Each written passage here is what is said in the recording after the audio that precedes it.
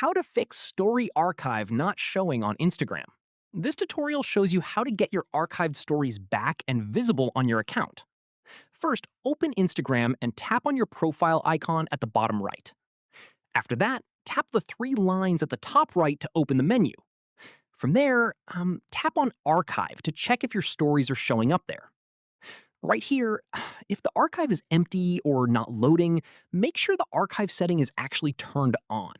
Go back and tap the three lines again, then tap Settings. Next up, tap on Account, and then tap on Story Archive.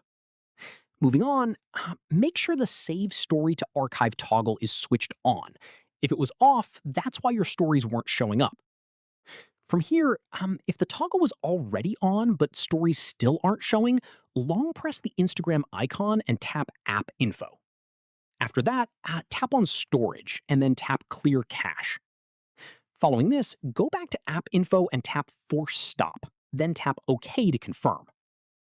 Next, open the Play Store, search for Instagram, and install any available update. Finally, reopen Instagram, go back to Archive, and check if your stories are now showing up correctly. Hope this helped you out. If it did, give it a like, subscribe for more Instagram tutorials, and tap the bell for updates. See you in the next one.